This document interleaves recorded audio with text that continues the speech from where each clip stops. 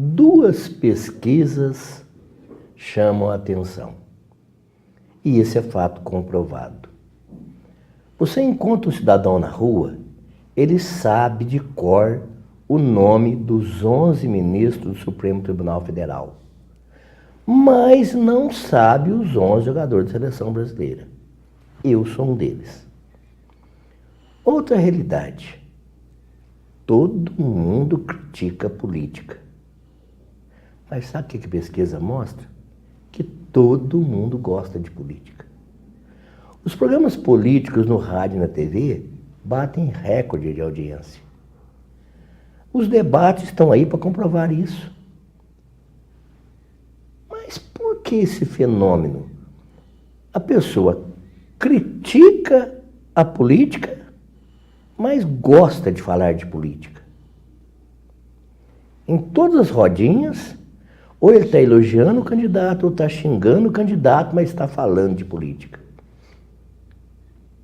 Para entender essa estranha relação entre as pessoas que gostam de debater a justiça, mas também gostam de debater a política, porque os dois assuntos hoje estão em relevância, ou se fala do Gilmar Mendes, ou se fala do Dias Toffoli, ou se fala do Ricardo Lewandowski, ou se fala do Celso de Mello, ou se fala do Marco Aurélio Mello, ou às vezes se fala também do candidato A ou B ou C, se ele está na ficha limpa, na ficha suja. Temos até um presidiário liderando pesquisa no Brasil. Que coisa, hein? Para entender isto, eu trouxe aqui no programa de hoje uma pessoa que, além de ser o maior mestre do jornalismo, nosso professor, jornalista íntegro. Ele escreve, Minas lê. Ele fala, o Brasil ouve. Credibilidade. E é claro que eu vou falar de credibilidade com quem tem credibilidade. Seja bem-vindo, meu mestre, meu amigo, meu professor, José Carlos Poli. Olá, Wanderlei. É bom estar aqui no seu programa, é bom conversar com você. Obrigado pelos elogios, que é mais fruto da nossa amizade do que qualquer outra coisa. Mas você disse aí uma coisa que é muito certa, né? Hoje todo mundo conhece o nome dos ministros do STF e todo mundo fala de política. Até porque, de uns tempos para cá, as coisas estão muito próximas, né? A política está próxima dos tribunais de justiça, né? E a política mexe com todos nós, é por isso que todo mundo fala de política, porque a política ela tem interferência direta na nossa vida. Então, você pode até falar, eu não vou votar, eu não gosto de fulano, acho isso, acho aquilo, mas você está falando de política. Até o não votar é um gesto político, né? É um gesto de protesto, que, aliás, eu não aconselho ninguém a não votar, né? É através do voto que você pode mudar, ou pelo menos tentar mudar as coisas, se bem que as escolhas que estão por aí não são lá aquelas que a gente gostaria que fosse, né? As opções que nós temos por aí não são das melhores, mas faz parte, né? Você tem que, através do voto, ir alijando aqueles que não merecem estar aonde estão. Eliminando os ruins. Eliminando os ruins. Apesar de que com essa criação do fundo partidário, isso é uma vergonha, né? Mais de 1 bilhão de reais aí para poder financiar a campanha de quem já está lá. É de quem já está lá, porque quem vai gastar esse dinheiro aí são os partidos para favorecer. 77% são os que estão lá tentando a reeleição. Pois é. Então você vai ver que a renovação, com certeza, vai ser inferior a 30%. Vai ser, e aí nós vamos pagar para eles poderem fazer campanha e permanecer aonde estão. Então, a coisa está errada, né? Uma série de coisas aí que desanima, é por isso que o cidadão chega à conclusão seguinte, estou desanimado, não vou votar porque não tem ninguém que serve aí. Embora a gente tenha algumas pessoas que ainda merecem uma oportunidade ou uma outra oportunidade, né? Ô Poli, você falou aí do voto de protesto. Deixa eu falar uma coisa com vocês. Vocês ficam dizendo aí que é o projeto Tiririca, pior não fica. Não E fica ficou, né? mesmo? Ficou. Quando o Tiririca foi eleito a primeira vez, ele levou 3 com ele. Os 3 foram presos. Os 3 foram presos. Um deles, o Zé Dirceu. O Zé Genuíno. José Genuíno. Pois é. Ele chegou a ser preso depois. E foi naquela do Tiririca. Mas a verdade é que pior fica assim. É muito raro acontecer uma coisa boa na política quando você faz por arrastamento. Nós tivemos a eleição do Celso Russomano, que levou o Sérgio Reis, o cantor, junto com ele. Aí já foi uma coisa boa. O Sérgio Reis demonstrou ser um homem honesto e honrado na política. Eu não estou criticando aqueles que foram presos ou aqueles que não foram presos, elogiando. Eu estou dizendo que o arrastamento não é bom. Ele pode dar certo e pode não dar. Agora, hoje nós estamos vendo que existem candidatos que não têm condição nenhuma de estar lá, estão aí lutando. Mas, Vanderlei, o regime democrático ainda é o melhor do mundo. Não tem a menor dúvida quanto a isso daí. E, a cada eleição, os eleitores vão aprendendo e vão, de um jeito ou do outro, acabar separando o joio do trigo. Nesse país aqui, havia uma cultura, todo mundo dizia, né, que rico não ia preso, político não ia preso, e um tanto de gente foi preso e alguns estão lá ainda, né, grandes empresários. Aí entra o judiciário. Aí é que entra o judiciário. O judiciário tem defeito? Tem defeito, nós somos contra, inclusive, até alguns ministros aí, porque, né, parece que existe uma tendência partidária, mas não importa. Mas o judiciário, ele está cumprindo. Está funcionando, está cumprindo. As instituições estão funcionando. E um exemplo disso é o juiz Sérgio Moro, né, que acho que virou um herói do país merecidamente, porque, afinal de contas, enfrentou a tudo e a todos, mas fez cumprir a lei, né? Hoje, a corrupção, hoje ela se tornou mais difícil. Você ocupar um cargo público hoje, para você fazer os trambiques lá, você tem que tomar muito cuidado. Ela ficou quase que impossível de fazer, né? Porque hoje é o seguinte, é o telefone, é a secretária, é a esposa, é o amigo, é o doleiro, é todo mundo. Ninguém faz nada sozinho. E se você fizer com alguém foi preso, ele vai delatar. Aí você vai para a cadeia também. Ele vai delatar. E a delação, eu acho que foi uma instituição boa do judiciário, porque resultou na prisão e no esclarecimento de todo esse escândalo que tem por aí. Ô, Poli, você falava aí do Poder Judiciário, eu vou te contar uma coisa. Um dia, concedendo uma entrevista aqui na TV Pós, o repórter colega aí me perguntou, pode acreditar no Judiciário? Falei, moço, vamos fazer a seguinte conta. Nós temos um ex-presidente preso. Em Minas Gerais, um ex-governador preso. Nós temos senadores, deputados, prefeitos e vereadores presos. E você ainda duvida do Judiciário ainda? É o Maluf, né? Todo mundo dizia que ele não foi preso. Foi preso, ainda perdeu o mandato. Ainda teve o mandato cansado. A justiça... Tem um velho ditado que diz que a justiça tarda, mas não falha. De vez em quando até falha, mas ela tarda muito. Eu acho que as coisas deveriam caminhar de uma forma... O processo do Maluf completou 25 anos. Não é? Ou do Azeredo também, né?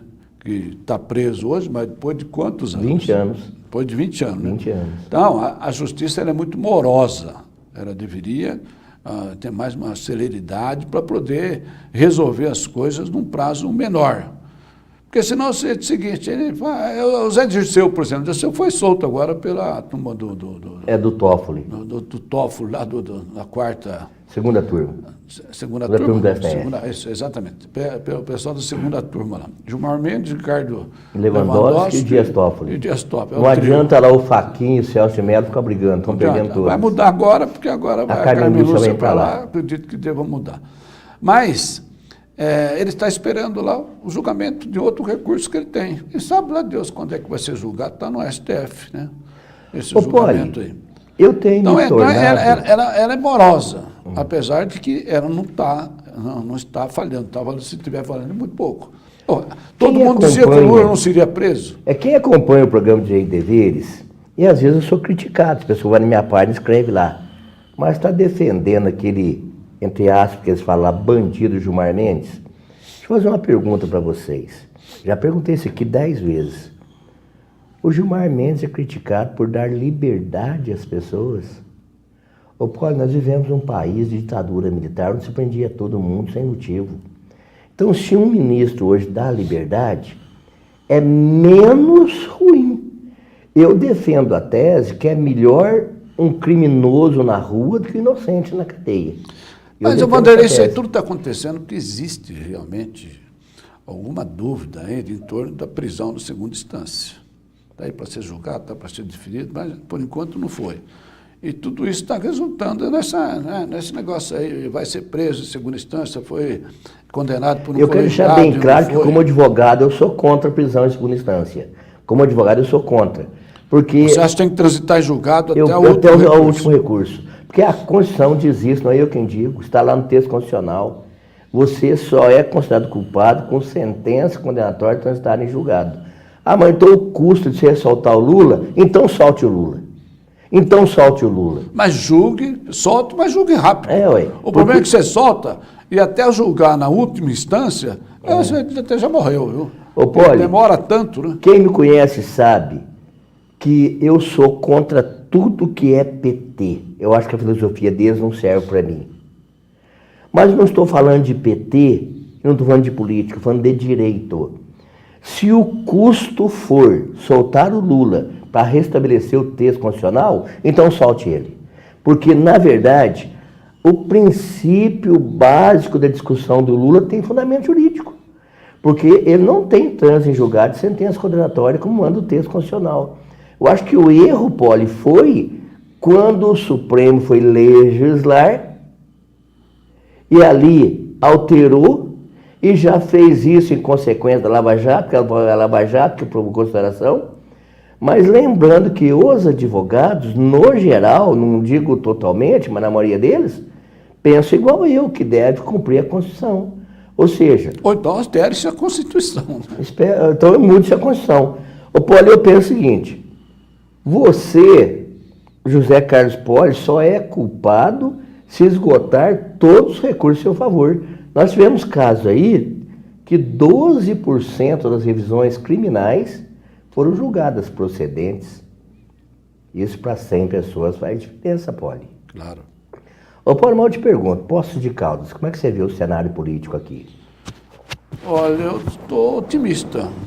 Eu acho que nessa eleição, assim, pelo que a gente conversa, pelo que a gente ouve, pelo quadro que está colocado aí, eu acho que Poços vai voltar a ter representante ou representantes na Câmara Federal e também na Assembleia Legislativa. A falta de representação na Assembleia e na Câmara Federal foi muito danosa para a cidade.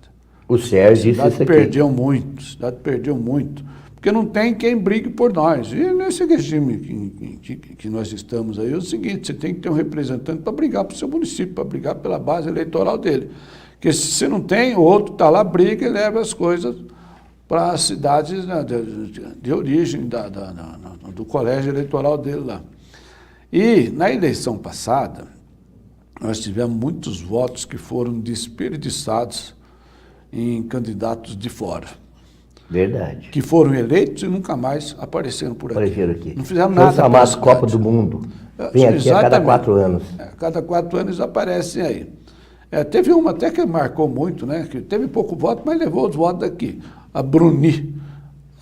Ficou no lugar de Geraldo, se não me engano. Ela ficou no gabinete do Geraldo, exatamente. Uma deputada folclórica que não serviu para nada, não fez absolutamente nada e, graças a Deus, não será candidata nessa eleição aqui. Devem ter outros por aí que vão surgir naturalmente. Agora, existe, assim, uma conscientização hoje de boa parte dos eleitores de que é preciso, sim, eleger deputados da terra e é preciso votar em candidatos que tenham compromisso com a cidade. E eu acho que é por aí mesmo. Então, Esse pensamento aí é que me faz crer que a gente vai conseguir eleger representante na Câmara Federal e também na Assembleia Legislativa. Eu acho até que na Assembleia nós temos chance de eleger de 2 a 3 deputados aí, que naturalmente têm raízes aqui, domicílio eleitoral aqui, e que vão trabalhar pela cidade. E por que é importante isso? Porque é o seguinte, quando você tem alguém de quem você possa cobrar, você cobra. Você atravessa a rua e vai na casa dele. Exatamente. Agora, o sujeito vem aqui, você nunca ouviu falar nele, leva um tanto de voto para cá, ele mora lá, sei lá onde. Você não sabe onde ele mora, você não tem acesso, não tem telefone, não tem nada. Aí fica mais difícil de você cobrar. Ô Paulo, você não tem medo de pulverização de votos? Muitos candidatos na cidade? Tem, isso tem. Mas é o seguinte,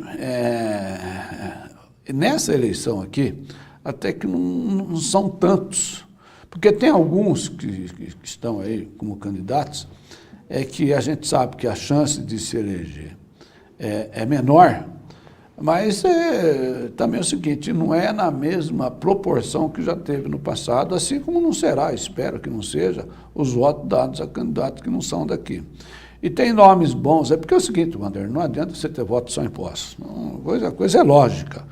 O colégio eleitoral de Poços de Caldas não tem condição de eleger sozinho deputado, nem estadual nem federal. Você precisa ter voto em outras cidades da região aí. Você precisa ter voto fora daqui para somar com a sua votação aqui e com isso você alcançar o quociente eleitoral.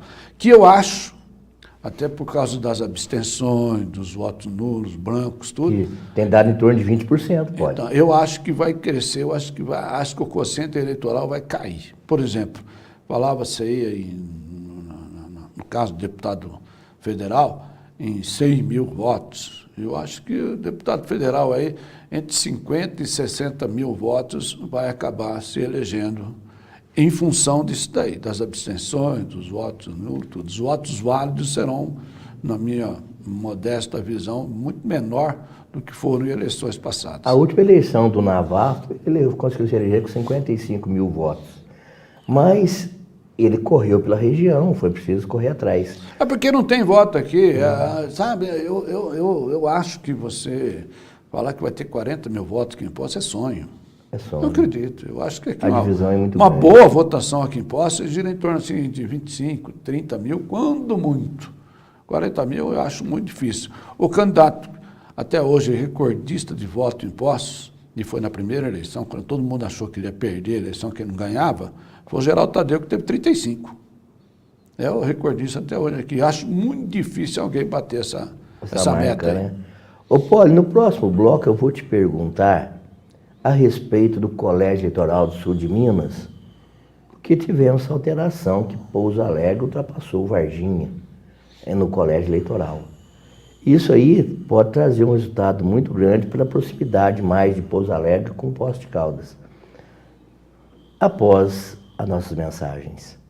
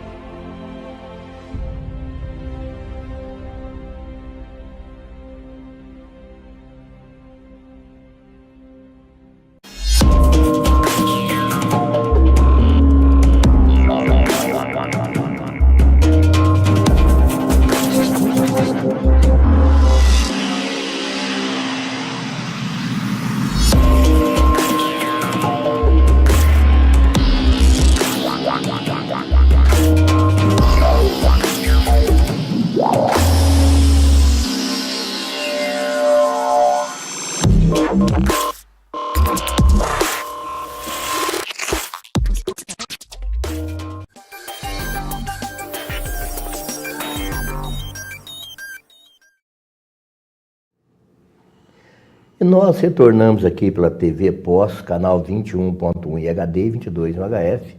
E eu falo aqui com o mestre José Carlos Poli, jornalista e, claro, um grande homem público que nos ensina sobre a política e o jornalismo. Eu deixei uma pergunta aí, Poli, um tema, para você expandir para mim. O Colégio Litoral do Sul de Minas, Pós, Pouso Alegre e Varginha. E essas cidades geralmente têm seus próprios candidatos. Por exemplo, para candidato a deputado estadual aqui em Pós, se me falha a memória, peço desculpa, você pode me corrigir, temos a Regina Cioff, temos a Cissa pelo PT. A Regina é estadual, né?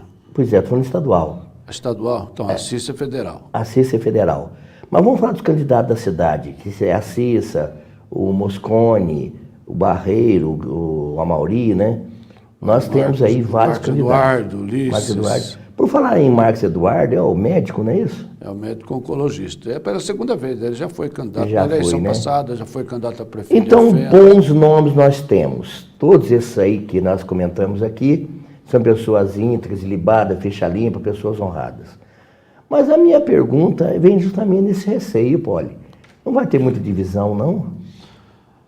Eu acho que vai, mas eu acho que mesmo assim, exatamente por esse fato aí, é que esses nomes todos que nós citamos aqui, têm votos fora daqui, tá certo?